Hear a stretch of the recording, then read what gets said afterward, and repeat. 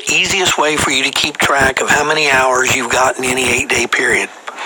It doesn't need to be anything fancy. It doesn't need to be anything printed. It could be a scrap piece of paper. It could be a spiral binder. But what you need is a chart where you can keep track of how many hours you've driven, how many hours you spent on duty non-driving, and of course what your total on-duty hours per day is. Now, I know you've got a logbook to keep track of your daily activities, but if you want to stay compliant with the 70-hour, 8-day portion of the hours of service regulations, you need to have a place where you can keep track of your total on-duty hours in any 8 consecutive day period. All right, let's take a look at how a driver would use the recap chart. At the top, you can see our logbook grid, and at the bottom, you can see our recap chart. And remember, we're going to be looking at an 8 consecutive day period as it applies to the 70-hour, 8-day rule. Our driver's just completing his 34-hour restart on Sunday at midnight, and so he is off duty for 24 hours. Since our driver logged 0 hours on duty, he still has 70 hours available in this 8-day period.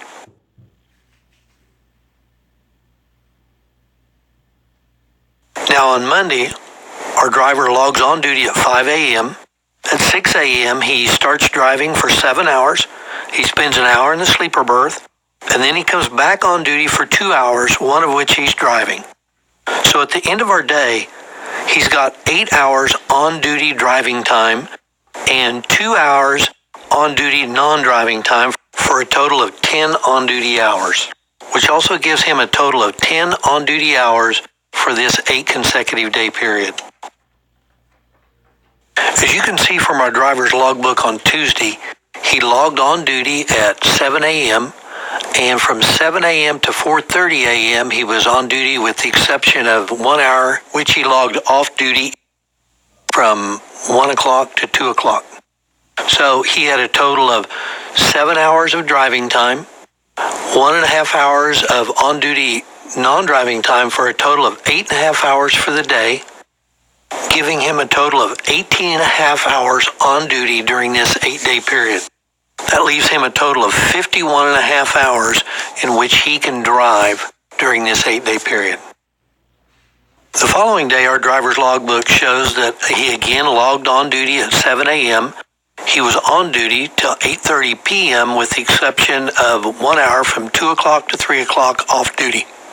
The log shows that he spent 8.5 hours on duty driving and 4 hours on duty non-driving. That gave him a total of 12.5 hours on duty for this day. So during this 8 consecutive day period, he has logged 31 hours on duty, leaving 39 hours in which he can drive. Looks like our driver decided to sleep in on Thursday. He didn't log on duty till 8 a.m. and he was on duty till 6 p.m. with the exception of 1 hour between 2 and 3 p.m. which he was off duty. So for the day, he logged 7 hours on duty driving, 2 hours on duty non-driving for a total of 9 on duty hours for Thursday. For the 8 consecutive day period, he's logged a total of 40 hours on duty, leaving only 30 hours in which he can drive during this period. Whether our driver realizes it or not, the number of hours available for driving during this 8 consecutive day period are becoming very limited.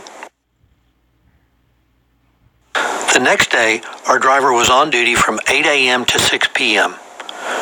For Friday, our driver logged 8 hours on duty driving and 2 hours on duty non-driving for a total of 10 on duty hours.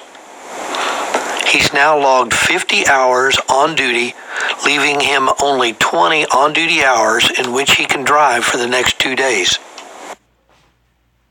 From 8 a.m. to 8 p.m. on Saturday, our driver was on duty, logging 8 hours driving and 4 hours on-duty non-driving. So Saturday, our driver logged a total of 12 hours on duty. He's now logged 62 hours on duty this period, leaving him only 8 hours in which he can drive on Sunday. As we just mentioned, our driver only has 8 hours in which he can drive on Sunday. Of course, he's still going to have to meet his 10 consecutive hours off duty requirement. But once he hits that 70 hours on duty in this 8-day period, he can no longer drive. As you can see from the driver's log, on Sunday he only spent 5 hours on duty, 4 of which were driving. This brings his total on-duty hours for this 8 consecutive day period to 67. As you can see from this recap chart, our driver has been in compliance with all of the hours of service rules and regulations since his 34-hour restart 8 days ago. But if you'll take a close look at the recap chart, you'll notice that our driver has painted himself into a corner. Remember, the 70-hour 8-day rule is based on a rolling or floating 8-day period. So in this case, Monday would be the newest or current day, and the hours from 9 days ago would drop out of the calculation. The problem is, 9 days ago our driver didn't log any on-duty hours. So he still has 67 on-duty hours for the current 8 consecutive day period, leaving only 3 hours in which he can drive on this day. On this Monday, our driver only drove 2 hours and was on duty non-driving for 6 hours. Can you see the violation? Our driver's 70 hours on duty time in which he can drive ran out at 1 p.m. When he got behind the wheel and drove from 3 to 4, he became non-compliant with the hours of service regulations. That 1 hour of driving that was just 2 hours beyond the 70-hour on-duty limit could cost our driver to be put out of service and be fined a maximum of anywhere between $1,000 and $11,000. The 8 on-duty hours that our driver logged today brings his total on-duty hours for this 8 consecutive day period to 75 hours. Now, the 75 hours isn't the problem. Remember, you can work as many hours as you want. You just can't drive beyond the 70-hour mark. And that 1 hour that he drove, which was beyond the 70-hour mark, put him out of compliance. And this is the part of the hours of service regulation that so many drivers get caught on. They spend so much time focusing on how many hours they're driving in a day that they forget about this portion of the regulations. Remember, once you've crossed that 70 hours on duty in any 8 consecutive day period, you cannot drive. If you do, you're violating the hours of service regulations. Assuming our driver hasn't been put out of service, let's look at how he's going to handle this day.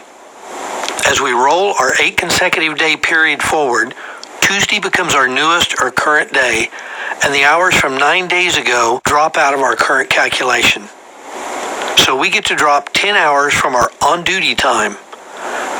As we recalculate our on-duty hours during the current 8 consecutive day period, we show 65 hours on duty. At this point, we can only drive during the first 5 on-duty hours of this day. As you can see, our driver only logged 2 hours driving on this day, both before the 70-hour limit expired. He did log another 6 hours non-driving on-duty time, which brought his total to 8 hours on duty for the day.